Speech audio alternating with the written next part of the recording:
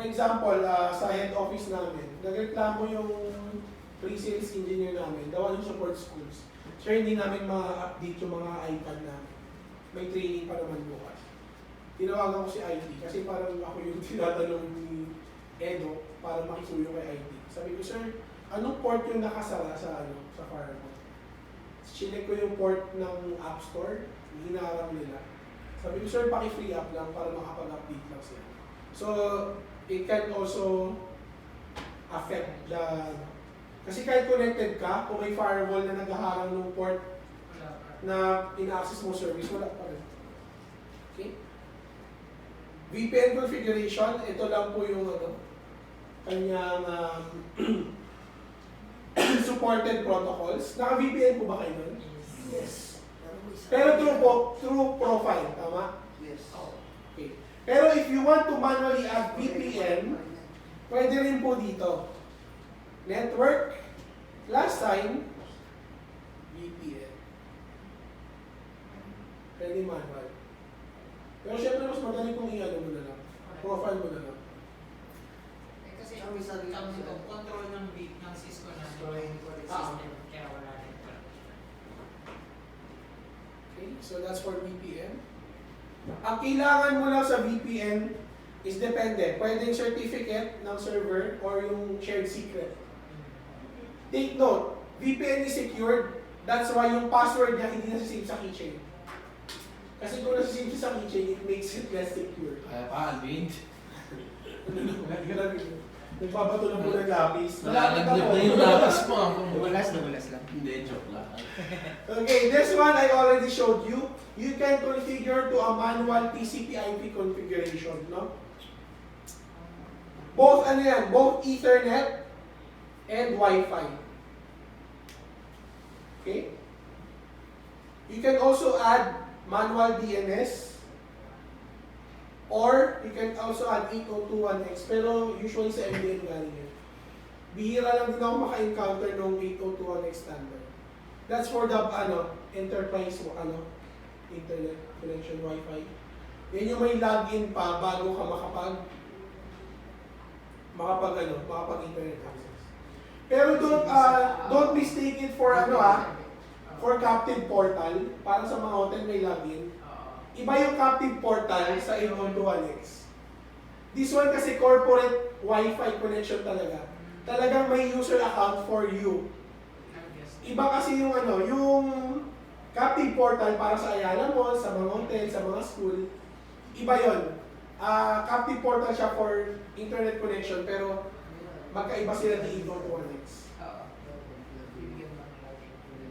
Okay?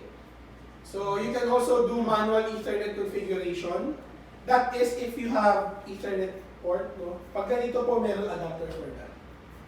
Pero usually, ang trend ngayon kasi going cloud and wireless naman So I think kaya nawawalan ng mga ports nito si iPhone nga nawala ng earphone jack, di ba? So yun. So that's for basic and advanced. Okay? For network issue, madali lang naman. Isolation lang. Okay? First, you check locally. Is your account configured correctly? Pag oo, punta ka dito. Baka yung router nyo nabunod. Or wala lang dito pero baka may firewall na nakaharap. And last, yung server mismo. This happened to us, no? A few years back, lahat kaming trainers, actually, buong PowerMax Center, hindi maka-access ng email. Wala nag-incoming. Nakaka-send, pero walang dumadating. So, chinek namin yung configuration, okay naman. Kasi wala naman kaming binago. Chinek namin yung router. Na-access naman namin yung YouTube. Na-access naman namin ibang website. Tapos, tsaka lang nag-report si Yahoo, Bizmail, na down yung server para sa PowerMax Center. Kaya parang 2 days kami walang email. So, isolation lang. Huwag mo sa isipin sira agad yung Mac mo. Baka merong ibang factors. In troubleshooting, you always isolate the issue. That's why, if sa network, you can duplicate the location, mas madali. Okay? Ayan. Verify connectivity and IP address. Kung 169.254 self-assigned doon, wala ka talagang internet. Okay? Ayan. So for general troubleshooting, make a new network location. Yun yung dinemo ko. Gumawa ako ng network location. Pag nagka-problema yung office, I will not configure the office. I-duplicate ko siya, yung duplicate yung gagalawin ko. Okay? Verify service configuration. Yun nga, since may proxy server kayo, you can check the configuration doon. There was one exercise in the certification course na may gagalawin dun sa proxy para hindi ma-access yung apple.com. So that's for the network troubleshooting. Verify account information, especially with you using servers, no? Pag yung isang service hindi nyo ma-access, you check kung eligible ba yung user account nyo to access that service. And remove network variables. Ito yung example ko na pinatanggal ko muna yung firewall to block the yung block niya dun sa port ng Apple App Store updates.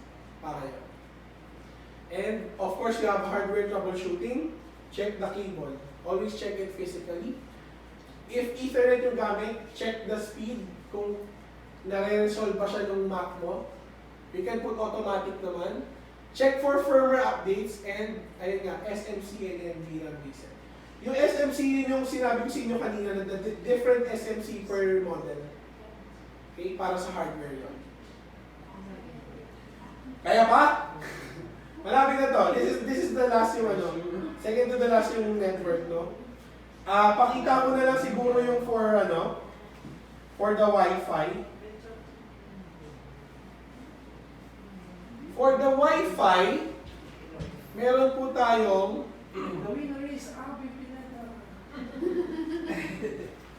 Wala ka, hindi ka pa rin tatayo eh. Nakakangarit na ba? Ayan. For the Wi-Fi po, meron tayong tinatawag na wireless diagnostic. You can also use this to check yung speed, yung network noise. Pag kinig nyo po ito normally, Wi-Fi lang siya.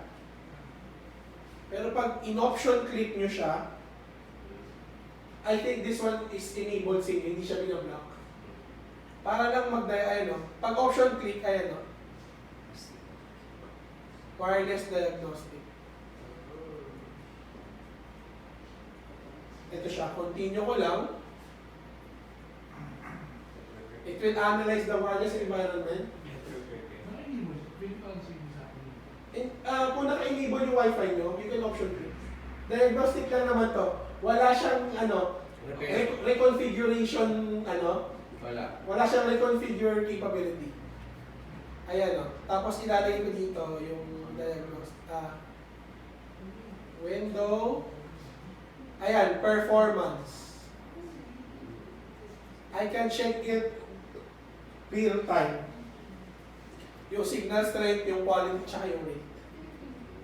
Tsaka yung network noise. So option click po yung Wi-Fi.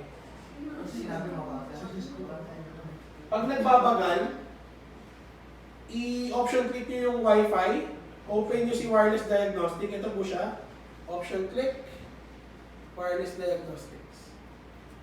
Then continue. Kung gusto nyo na makita yung performance at real time, window, performance. I think you can use this on your units naman. Kasi diagnostic na naman siya. Wala siyang capability to change the settings. Baka sabihin nyo doon, sabi Sir Joseph, pwede daw. For diagnostic lang naman siya. Okay, and na-demo ko na si network utility, pero na-demo ko yung lookup. Meron siyang info to check all your interface, kung nag-work ba siya. Like for this screenshot, may upload siya pero walang download. Mababa yung upload, mataas yung download, yung send and receive packets.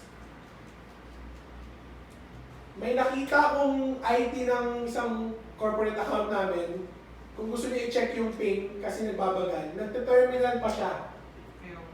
Dito na lang. Hindi mo na kailangan mag-command line to send pings.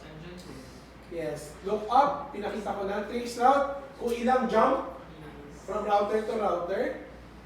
And port scan, kung ilan yung services na nakabukas. Usually, dito yung... by the way, sa screenshot ko, 0 to 1024, that's a good number. Anything higher than that, the server will think it's a hacker attack. Kasi sa ports po dumadaan yung hackers. Okay? So yun po, C, network troubleshooting. For network services, iraran ko lang. Kasi since you have an MDM, most of your services nandun. Pero ito po ang apps na ginagamit ni Mac to communicate to services ng isang server. Kumbaga server and client apps, no? Sa Safari for web service, mail for mail services, sir, pwede ba mag-add ng ibang mail service bukod sa Yahoo, sa Google, or iCloud? Pwede po. Using system preferences, I'll show you later. Finder for file sharing. And depende kung meron kayong calendar service. Okay, so let me just... We go na to. Pakita ko lang. So for example, meron kayong Microsoft Outlook or Microsoft Exchange. Punta lang kayo ng internet accounts. Ayan o, pwede. Eh sir, may sarili kaming mail service. Katulad ng BizMail namin. From Yahoo. So add lang ako. Other account. Ayan o. Pwede akong mag-add ng mail account na served by our company server. Okay? And for protocols, ito po yung mga supported by Mac. So, yung mga users na sinasabi, Mac, mahal, tsaka madamot, exclusive sa kanila, hindi po. Everything is compatible. Standard po tayo. Even sa mga files, yung mga built-in apps ni Mac can open Word, Excel, and PowerPoint files, and they can even save as. So, for collaboration talaga siya. Okay? So, those are the internet protocols na supported ng mail, contacts, calendar, notes, at iba pa.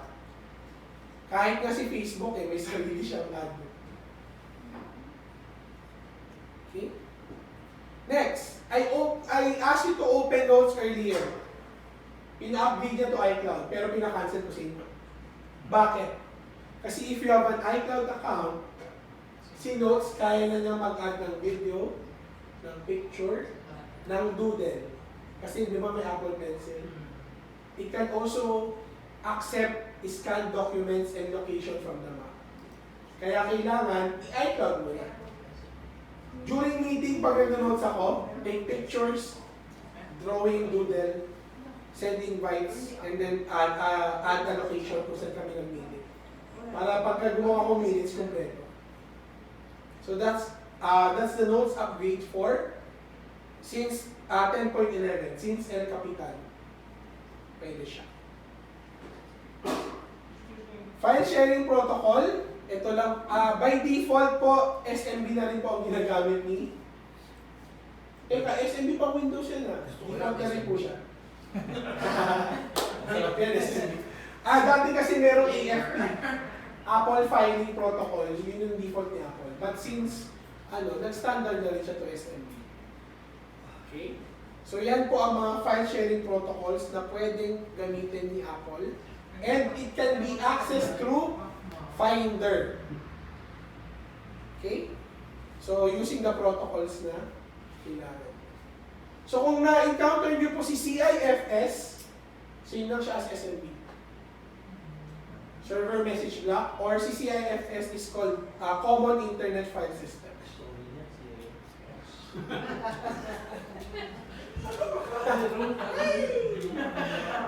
Okay? Tayo.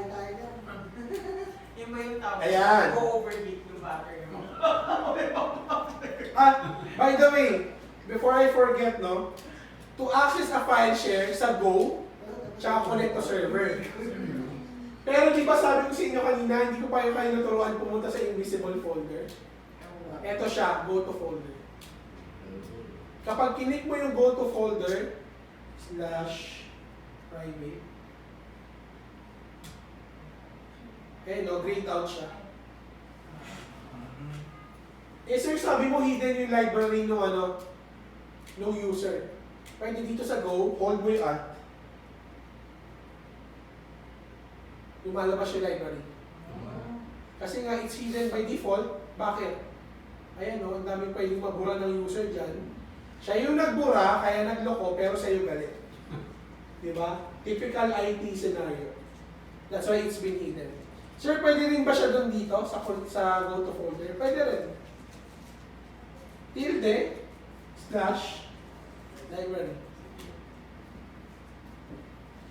Okay? So, you can access hidden folder kahit na sa normal UI lang.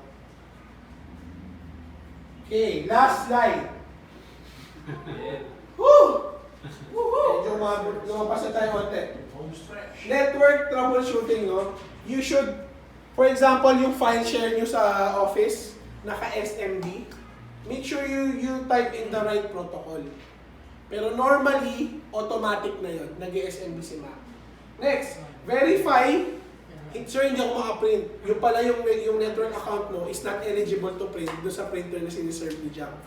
Pwede mo ipa-check yun sa system admin. Verify network connection between two computers. Hindi tayo makapag file sharing